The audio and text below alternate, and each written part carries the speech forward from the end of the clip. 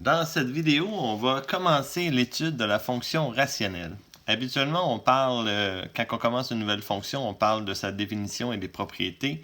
Ici, on ne donnera pas nécessairement une vraie définition de la fonction rationnelle.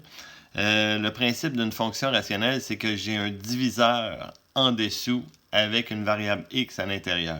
Donc, on va tout de suite commencer par la forme de base. Et la forme de base de ma fonction rationnelle, c'est 1 sur x. Et on va faire son étude avec le graphique. Donc, on va se construire une table de valeurs. Et après ça, on va essayer de tracer son graphique. Donc, on procède comme d'habitude.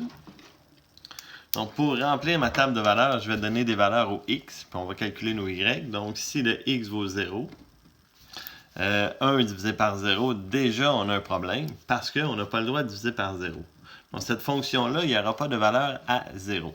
Si je prends 1, ben, ça va me faire 1 sur 1 qui va donner 1. Si je m'en vais à 2, ça va me donner 1 demi.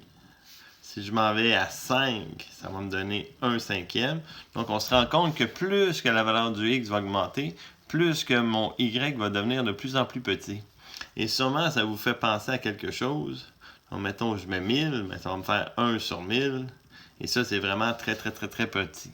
Donc, la courbe, qu'est-ce qu'elle fait? C'est à 1, on est à 1. Donc, mettons qu'on serait ici à 1, 1. Là, elle va descendre de plus en plus.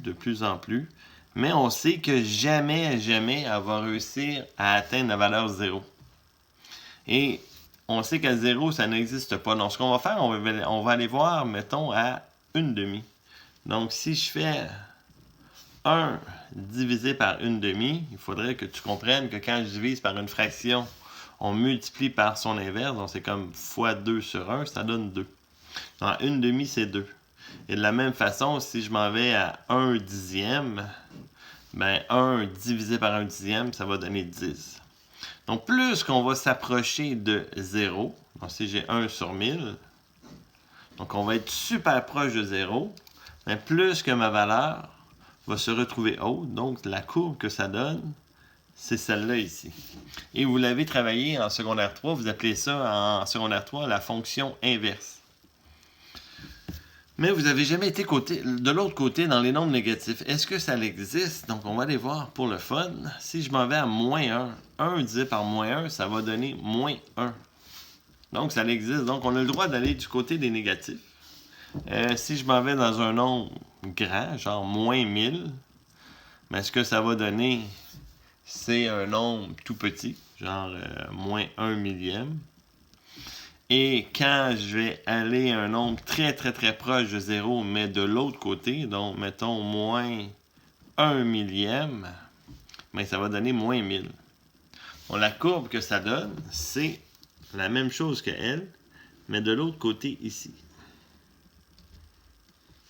Donc, la fonction rationnelle, c'est deux courbes. Donc, ce n'est pas une des deux, c'est vraiment les deux qu'on doit prendre.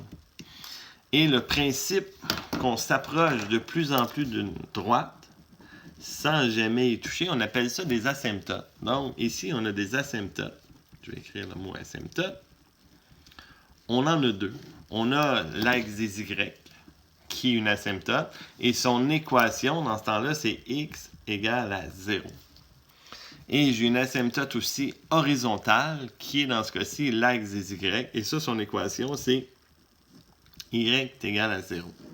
Donc ça, c'est les deux équations des asymptotes. Et vous allez voir, on va toujours avoir des asymptotes dans la fonction rationnelle. Et on n'oublie pas que c'est les deux courbes qui le forment. Autre chose intéressante, c'est le domaine. Donc si je vous demandais le domaine de cette fonction-là, je vais monter ça un petit peu, je vais aller sur l'autre feuille. Donc, je vais écrire domaine. Habituellement, je vous laisse le temps de me le donner, votre domaine. Donc, plusieurs d'entre vous autres écriraient c'est de moins l'infini jusqu'à 0 ouvert. Et on reprend de 0 ouvert jusqu'à plus l'infini. Donc, c'est toutes les x sauf le 0. Et justement, on a une façon d'écrire ça en mathématiques beaucoup plus rapidement. Donc, j'aimerais ça que tu t'habitues à cette notation-là. Donc, on va prendre les réels. On va faire un genre de slash. Et ça se lit moins. Donc, c'est une opération sur les ensembles. Et on peut enlever ce qu'on veut. Donc, dans ce cas-ci, je vais enlever la valeur 0. Donc, ça serait toutes les réels, sauf que j'enlève la valeur 0. Donc, ça, c'est mon domaine. Même chose pour mon image dans celui-là. Mon image serait les réels.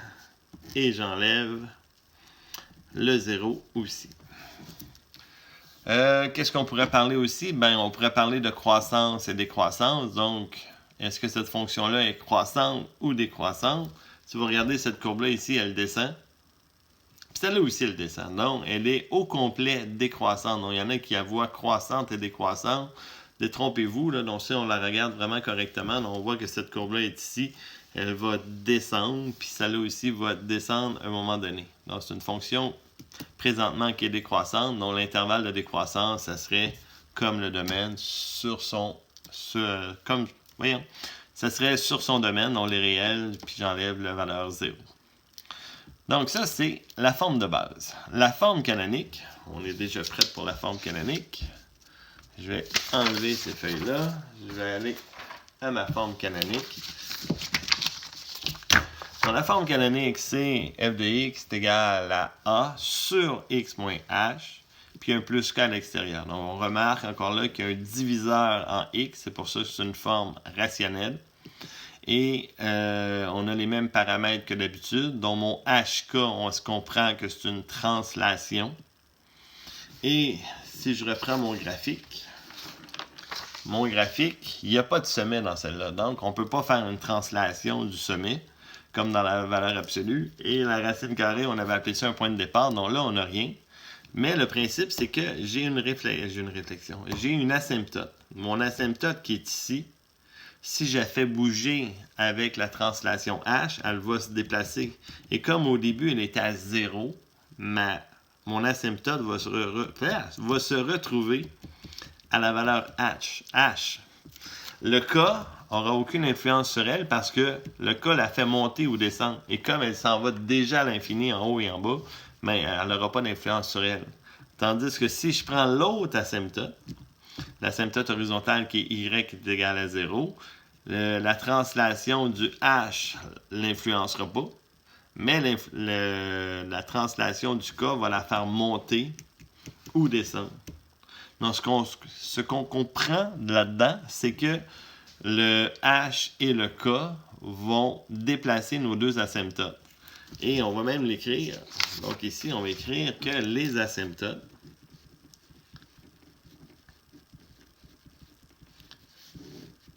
vont être x égale à h et y est égal à k. Donc ça va être le rôle. Et on va écrire tout de suite, tant qu'à faire, que le domaine, ça va être les réels, et je vais enlever la valeur du h. Et mon image, ça va être les réels, et je vais enlever la valeur du k. Et pour le a, on sait que c'est une réflexion. Donc, le graphique ici, cette courbe-là qui est dans ce cadran-là va se retrouver en bas, et celle qui est en bas va se retrouver en haut. Donc, ce qu'on va faire, on va se faire un petit dessin comme ça ici. On va écrire a plus grand que 0, donc le positif. Ce que ça va donner comme dessin, on va se faire un pointillé comme ça. Parce que les asymptotes, on va les mettre en pointillé.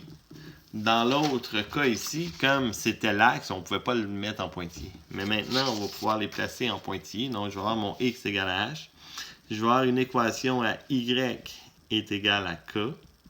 Et comme mon a est positif, mes deux courbes vont longer les deux asymptotes ici. Donc, ça longe ici et ça longe ici. Donc, oui, il y a des zéros.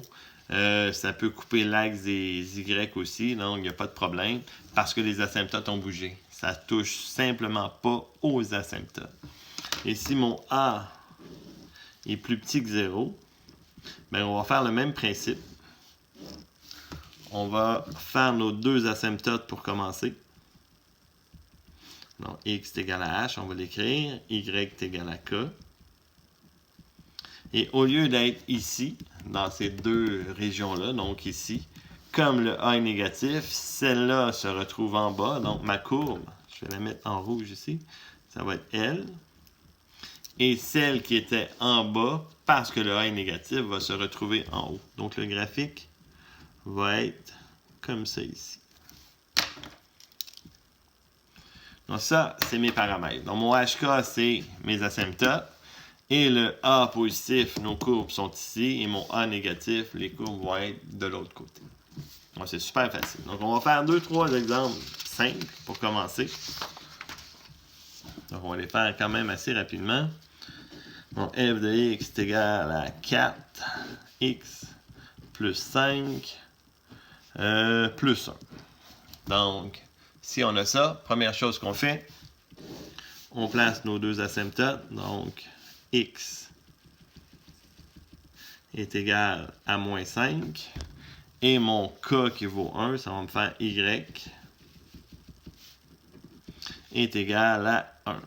Comme mon a est positif, mes courbes vont être ici et là. Et souvent, on va vous demander l'équation des asymptotes, mais c'est écrit seulement x est égal à moins 5, y est égal à 1. Et si tu te demandes le domaine ou l'image, donc notre domaine, on disait que c'était les réels. Et là, on comprend, donc la courbe, elle est partout sauf à moins 5. Donc c'est pour ça que tantôt, quand j'ai écrit que c'était moins h, c'est qu'on enlève tout simplement la valeur de moins 5. Donc, si on prenait moins 5 là-dedans, ça va me faire moins 5 plus 5, ça me fait 0. Je divise par 0, c'est impossible. Et mon image, on a écrit tantôt que c'était des réels et j'enlevais le k. Et justement, on comprend qu'il n'y aura pas de valeur à y qui vaut 1. Donc, mon image, c'est des réels et j'enlève 1. Donc, c'est vraiment pas plus compliqué que ça. Tu vas pouvoir te pratiquer dans ton cahier à faire des esquisses comme ça. Donc, on en fait un dernier avant. Donc, on va mettre un A négatif juste pour le principe, là. Donc, si mon A vaut moins 2, je vais mettre X moins 1. On va mettre plus 1 encore, puis on va mettre ici moins 2. Donc, mon A moins 2, mon H, il vaut moins 1. Donc, on écrit X est égal à moins 1. On n'écrit pas H, là. Donc, c'est des équations. Y égale à moins 2. Ça, c'est mon K. Et comme mon A est négatif, donc on comprend que nos courbes, je vais les mettre ici, ça va être là et là. Donc, pas plus compliqué que ça.